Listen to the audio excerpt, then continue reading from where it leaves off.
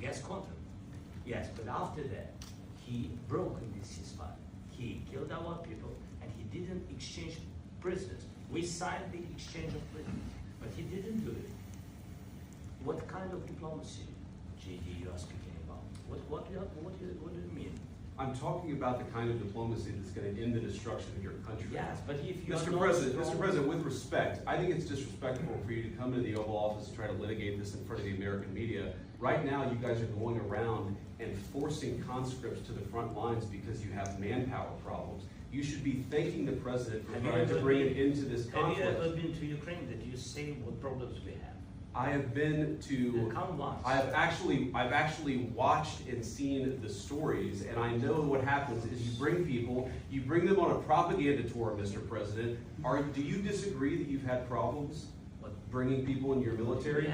And do you think that it's respectful to come to the Oval Office of the United States of America and attack the administration that is trying to prevent the destruction of your country? A lot of questions. Let's start from the beginning. Sure. First of all, during the war, everybody has problems. Even you, but you have nice ocean and don't feel now, but you will feel it in the future. God bless. You don't know that. God bless. You don't God know bless. that. You will not have a war. Don't tell us what we're going to feel.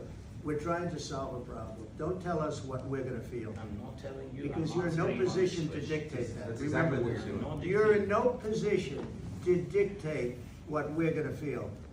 We're going to feel very good.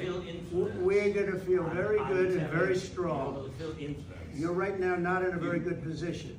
You've allowed yourself to be in a very bad position, and he happens to be right about it. From the very beginning of the war. You're not in a good position. You don't have the cards right now. With us, you start having cards. But right now, you don't. Yeah, you're playing cards. You're playing cards. You're gambling with the lives of millions of people. You're gambling with World War III. You're gambling with World War III. And what you're doing is very disrespectful to the country, this country. That's back to you. Far more than a lot of people said they should have. Have you said thank you once this entire meeting? No, in this entire meeting, have you said thank you?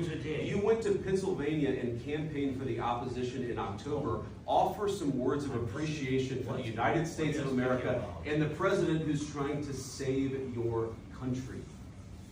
Please, you think that if you will speak very loudly about the war, He's not speaking loudly. He's not speaking loudly. Your country is in big trouble. Wait a minute. No. You've done a lot of talking.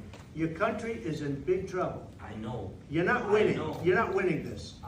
You have a damn good chance of coming out okay because of us. Mr. President, we are staying in our country, staying strong from the very beginning of the war. We've been alone. And we are thankful. I said thanks. You haven't been alone. You haven't been alone. We gave you, through this stupid president, $350 billion. We gave you military equipment, and your men are brave, but they had to use our military. If you didn't have our military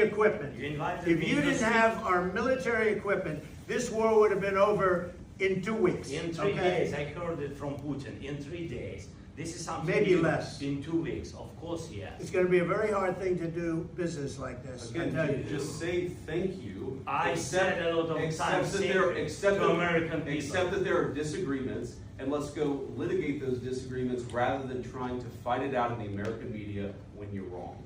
We know that you're wrong. But you see, I think it's good for the American people to see what's going on. I understand. I think it's very important. That's why I kept this going so long. You have to be thankful. You don't have the cards. You're buried there. Your people are dying. You're running low on soldiers. Listen, you're running low on soldiers. It would be a damn good thing. And then you tell us, I don't want a ceasefire. I don't want a ceasefire. I want to go and I want this. Look, if you could get a ceasefire right now, I tell you, you take it so the bullets stop flying and your men stop getting killed. Of course we want to stop the war. But you're saying you don't want a ceasefire. I want a ceasefire because you'll get a ceasefire faster than an agreement. Ask our people about a ceasefire, what they think. That wasn't with me. That wasn't with me.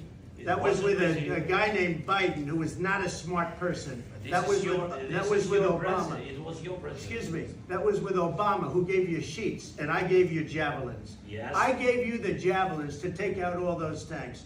Obama gave you sheets. In fact, the statement is, Obama gave sheets and Trump gave javelins. You got to be more thankful. Because let me tell you, you don't have the cards. With us, you have the cards. But without us, you don't have any cards. One more question to Mr. Vice President.